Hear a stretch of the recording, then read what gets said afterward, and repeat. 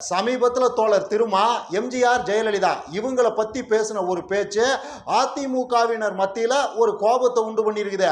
அதிமுகவின் இன்றைய பொதுச் செயலாளரான எடப்பாடியார் திருமாவை இந்த விஷயத்துக்காக கடுமையான வார்த்தைகளை யூஸ் பண்ணி கண்டிச்சிருக்கிறாரு. அதாவது எம்ஜிஆரை தமிழ்நாட்டு மக்கள் கடவுள் மாதிரி பார்க்குறாங்க, அப்படிப்பட்டவரை அசிங்கப்படுத்த முயற்சி பண்ணுனா திருமா அரசியல் இருந்தே காணாமல் போவார் அப்படின்னு கடுமையாக தன்னோட கண்டனத்தை தெரிவிச்சிருக்கிறாரு.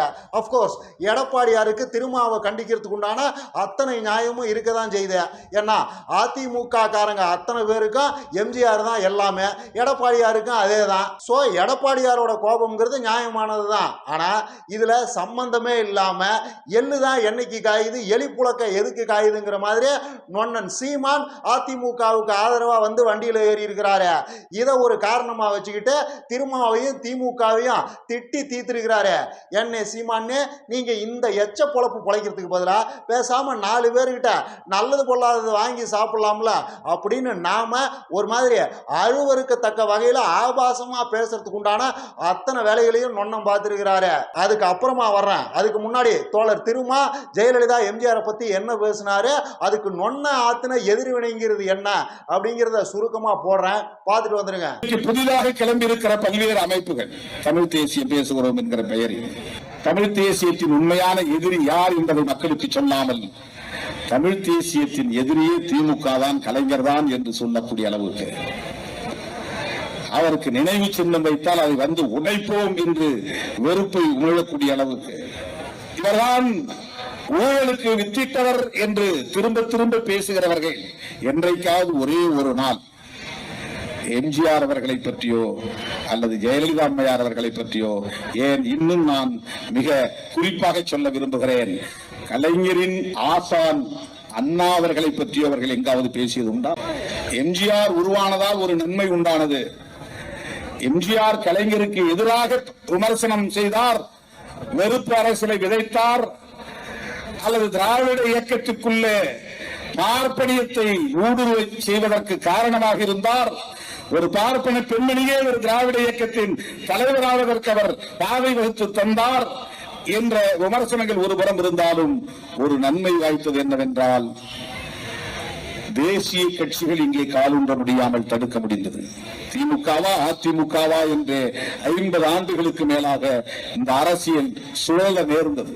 இங்கே காங்கிரஸ் வளர முடியாமல் போனது என்பதை விட பிஜேபி காலூன்ற முடியாமல் போனது. பெரியார் அண்ணா வழியில் வந்தவர்கள் பேசுற நீங்க செய்யாத அம்மையார் ஜெயலலிதா செஞ்சார்களா இல்லையா? பொது தொகுதியில ஒரு ஆதி தமிழ் மகனை நிறுத்த முடிஞ்சதா? அருந்ததியர்ல இருந்த ஒரு தனபாலனை தூக்கி வந்து சபாநாயகர் ஆக்கலையா? இதெல்லாம் தானே மாறுதல். அதை கூட நீங்க செய்யல. இந்த தேர்தலையாவது பொது தொகுதியில நிறுத்துவாங்களே. எம்ஜிஆருக்கு ஆர்எஸ்எஸோட ஆசீர்வாதம் இருந்ததும் உண்மைதான். ஆர்எஸ்எஸ் கொள்கையான பொருளாதார ரீதியிலான இடஒதுக்கீட்டை 1989 அமல்படுத்த முயற்சி பண்ணி எம்ஜிஆர் அரசியலில் மிகப்பெரிய தோல்வியை சந்திச்சாருங்கிறதும் பிராக்டிக்கலான உண்மைதான். அதே மாதிரி ஒரு திராவிட கட்சியான அதிமுகவுக்கு ஒரு பிராமண பெண்ணான ஜெயலலிதா தலைவராகிறதுக்கு எம்ஜிஆர் ஒரு முக்கியமான காரணமாக இருந்தாங்கிறதும் உண்மைதான். அதே மாதிரி காங்கிரஸ் இங்கே தொடர்ச்சியாக வளர முடியாத போனதுக்கும் கழுத தேஞ்சு கட்டெரும்பான கதையா காங்கிரஸ் மாறி போனதுக்கும் இன்னொரு தேசிய கட்சியான பிஜேபி இங்க இன்னைக்கு வரைக்கும் பெரிய அளவுக்கு வளர முடியாம தடுமாறிட்டு கிடக்கிறதுக்கும் இது எல்லாத்துக்கும் எம்ஜிஆரும் ஒரு முக்கியமான காரணம்ங்கிறதும் பிராக்டிக்கலான உண்மைதான். இதையெல்லாம் யாரும் மறுக்கவும் முடியாது, மறைக்கவும் முடியாது. இதைத்தான் தோழர் திருமா அந்த பேச்சில் சுட்டி காட்டுறாரு. இதுல அதிமுக காரங்க கோவப்படுறதுக்கெல்லாம் என்ன இருக்குதுன்னு எனக்கு புரியல. அது மட்டும் இல்லாம இந்த விஷயம்ங்கிறது திருமா இன்னைக்கு சொல்ற ஒரு விஷயம் கிடையாது.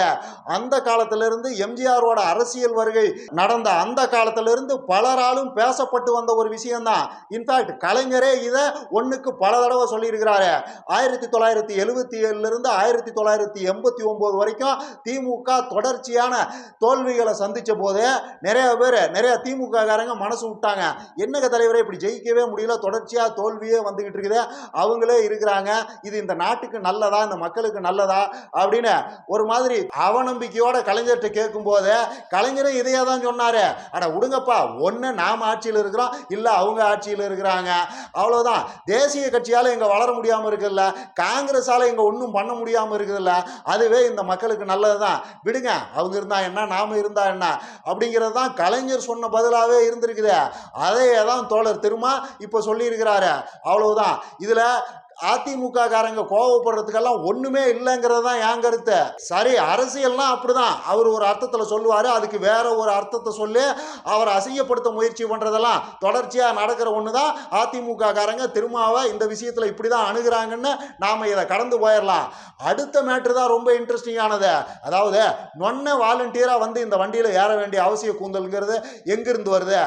அவரு அதிமுகவுக்கு எதிராக பேசினா நொன்னனுக்கு என்ன கேடு வந்ததுங்கிறது தான் இதுல ரொம்ப இன்ட்ரெஸ்டிங்கானது. ஏன்னா திருமா வெறும் எம்ஜிஆர் ஜெயலலிதாவை மட்டும் பேசல, தமிழ் தேசியவாதிகளையும் இவங்களையும் கனெக்ட் பண்ணி ஒரு விஷயத்தை சொல்லியிருக்கிறாரு. அதாவது இந்த தமிழ் தேசிய வியாதிகள்லாம் கலைஞர் மேல வன்மத்தை கொட்ட அளவுக்கு என்னைக்காவது எம்ஜிஆர் மேலேயோ ஜெயலலிதா மேலேயோ ஈவன் அண்ணா மேலேயோ கொட்டி இருக்கிறாங்களா? பெரியார பெரிய அளவுக்கு விமர்சிக்கிறாங்க, அதே நேரம் கலைஞரை பெரிய அளவுக்கு விமர்சிக்கிறாங்க. இடையில இருக்கிற அண்ணா ஜெயலலிதா எம்ஜிஆர் எல்லாம் இவங்க ஏன் கண்டுக்கிறது இல்ல? இதுக்கு பின்னாடி ஒரு அயோக்கியத்தனம் இருக்குது, ஒரு சமூக நீதிக்கு எதிரான அயோக்கியத்தனம் இருக்குது. கலைஞரை தங்களுக்கு சமமா பார்க்க முடியாத இவங்களோட ஒரு எச்சத்தனம் இருக்குதுங்கிறது தான் தோழர் திருமா அழுத்தம் திருத்தமா சொல்ல வந்த செய்தி. அதனாலதான் நொன்னனுக்கு பொத்துக்கிட்டு வந்துருச்சு.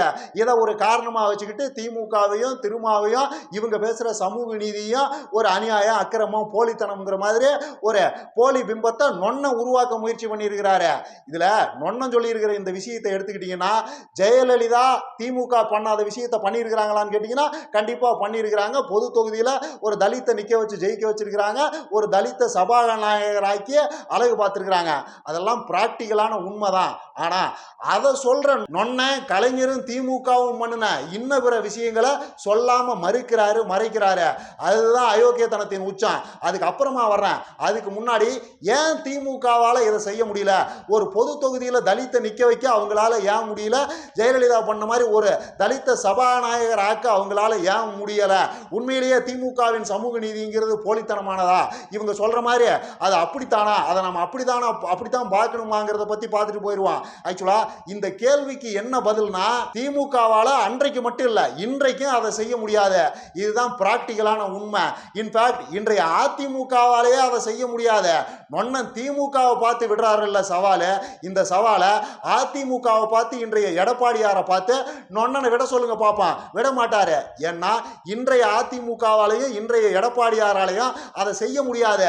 அது ஜெயலலிதாவுக்கு மட்டுமே இருந்த ஒரு பிரிவிலேஜ், அவ்வளவுதான். ஸ்டாலினாலையும் பண்ண முடியாது, கலைஞராலையும் பண்ண முடியாது, எடப்பாடியாராலையும் பண்ண முடியாது, வேற யாராலையும் பண்ண முடியாது.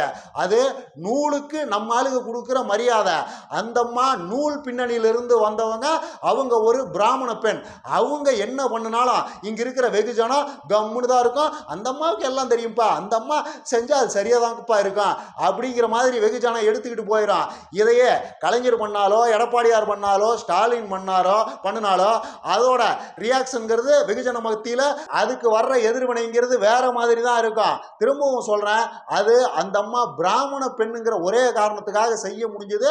இந்த சமூகம் பிராமணர்களுக்கு இன்னமும் கொடுத்துக்கிட்டு இருக்கிற ஒரு பிரிவிலேஜ் அது, அவ்வளவுதான். இன்ஃபேக்ட் ஜெயலலிதாவையும் கலைஞரையும் இந்த சமூகம் ஒன்னாதான் பார்த்துதா அப்படிங்கிற மாதிரி தான் நீங்க நம்புறீங்களா? அப்படி நீங்க நம்புனீங்கன்னா உங்களுக்கு இதை பத்தின எந்த புரிதலும் இல்லைன்னு அர்த்தம். ஜெயலலிதாவை பார்த்த மாதிரி இங்க இருக்கிற சோ கால்டு மேல் ஜாதிக்காரங்க, சோ கால்டு ஆண்ட பரம்பரைகள்லாம் கருணாநிதியை பார்க்கவே கிடையாது. ஜெயலலிதாவை ஏத்துக்கிட்ட அளவுக்கு ஜெயலலிதாவுக்கு தங்களை ஆள்றதுக்கு தகுதி இருக்குதுன்னு இங்க இருக்கிற சோ கால்டு மேல் ஜாதியில கணிசமான ஆட்கள் நினைச்ச அளவுக்கு கலைஞரை நினைக்கல. இவர் எப்படி நம்மளை ஆள போச்சு? இவர் நம்மளை ஆள்றதா? இவரு நமக்கு முதலமைச்சரா? இவரு நாமளும் ஒன்னா? அப்படிங்கிற மனநிலை இங்க இருக்கிற சோ கால்டு மேல் ஜாதியினர்ல கணிசமான ஆட்கள் மத்தியில இருந்தது, இப்பயும் இருக்குது. அதனாலதான் திமுகவால அதை அன்னைக்கும் செய்ய முடியல, இன்னைக்கும் செய்ய முடியாமையே இருக்குது. ஏன்னா கலைஞரைய தங்களை தாங்களே மேல் ஜாதின்னு நினைச்சுக்கிட்டு இருக்கிற சோ கால்டு மேல் ஜாதியில கணிசமான ஆட்கள் தலிதா தான் பார்த்தாங்க, இப்பவும் பார்க்கறாங்க. இப்ப முதல்வரா இருக்கிற ஸ்டாலின் மேலையும் இங்க இருக்கிற சோகால்டு மேல் ஜாதியினர்ல கணிசமான ஆட்களுக்கு அந்த வன்மம்ங்கிறது இருக்கத்தான் செய்யுது. ஸோ இதுக்கு மேல தலித்துகளுக்கு முன்னுரிமை கொடுத்து நாம ஏதாவது பண்ண போனோம்னா தலித் கட்சிங்கிற இமேஜ் வலுவா நம்ம மேல விழுந்துரும். அதுக்கு மேல ஓட்டரசியல்ல ஒண்ணுமே பண்ண முடியாம போயிருங்கிற அந்த பயம்தான் திமுகவால அதை செய்ய முடியாத போனதுக்கு காரணம். மற்றபடி தங்களுக்கு அரசியல் அதிகாரம் கிடைச்ச போதெல்லாம் தலித் எம்பவர்மெண்ட்டுக்கு என்னென்ன பண்ண முடியுமோ அதை தொடர்ச்சியா அன்றிலிருந்து இன்று வரை திமுக செஞ்சுக்கிட்டே தான் வந்திருக்குது. இந்த விஷயத்தை திமுகவால எக்ஸ்பிளைன் பண்ண முடியாதுங்கிற ஒரே காரணத்தை பயன்படுத்தி இந்த எச்எஸ் சீமான்ல ஆரம்பிச்சு ஏகப்பட்ட பேர் இதுதான் உங்க சமூக நீதியா, நீங்க பேசுறது தான் உச்சபட்ச போலி சமூக நீதி அப்படின்னு உருட்டிக்கிட்டு இருக்கிறாங்க. திமுகனாவே தலித் விரோத கட்சின்னு கட்டமைக்கிற வேலைகளை இவங்க ரொம்ப சக்சஸ்ஃபுல்லா பண்ணிக்கிட்டு இருக்கிறாங்க. இந்த பிராக்டிகலான உண்மையை நாம புரிஞ்சுக்கணும். அதே மாதிரி இந்த எச்எஸ் சீமானுக்கு திமுக கலைஞர் மேல இருக்கிறதெல்லாம் கோபம் கிடையாது, கடைஞ்செடுத்த வன்மம்ங்கிறதுக்கு ஒரே ஒரு விஷயத்தை உதாரணமா சொல்றேன். அதாவது ஜெயலலிதா தலித்த பொது தொகுதியில் நிக்க வச்சு ஜெயிக்க வச்சாங்க, சபாநாயகர் ஆக்குனாங்க. அதெல்லாம் வரலாற்று சிறப்பு மிக்க சாதனை தான், அதெல்லாம் யாரும் மறுக்கிறதுக்கு இல்லை. அவங்க பண்ணது ஒரு புரட்சி தான். இவங்க பண்ணாத ஒரு விஷயத்தை அவங்க பண்ணியிருக்கிறாங்க, அதெல்லாம் மதிக்கக்கூடிய ஒரு செயல் தான், அதுல எல்லாம் மாற்று கருத்து இல்லை. அதே நேரம் ஜெயலலிதாவை இந்த விஷயத்துக்காக 1க்கு 9 தடவை புகழ்ந்து பேசுற நொன்ன என்னைக்காவது கலைஞர் கொண்டு வந்த அருந்ததியர் உள்ளொதுக்கீட பாராட்டி பேசியிருக்கிறாரா?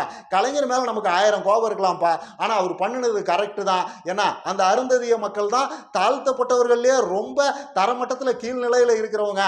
அவங்களால மற்றவங்களோட போட்டி போட்டு எதுக்கும் போக முடியாதுங்கிற ஒரு நிலைமை தான் நம்ம ஊர்ல இருக்குது.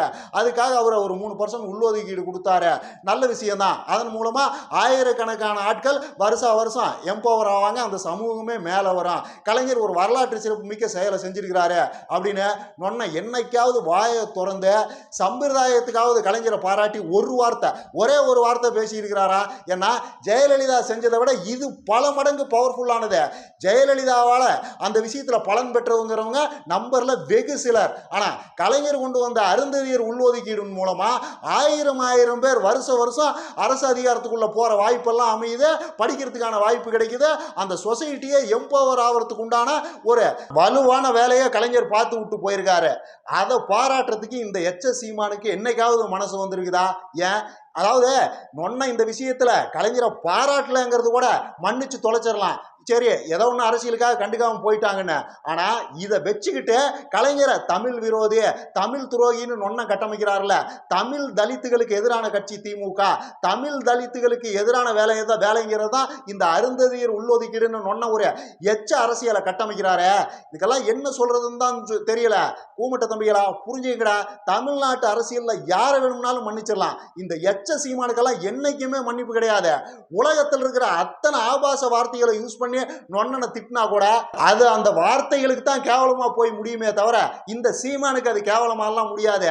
ஏன்னா இதெல்லாம் கேடுகட்ட ஜென்மம், கேவலமான ஜென்மம். ஜெயலலிதா பண்ணுனா அது சமூக நீதி புரட்சி, அதையே கலைஞர் பண்ணா அவர் மொழி பாசத்தில் பண்ணிட்டாரு.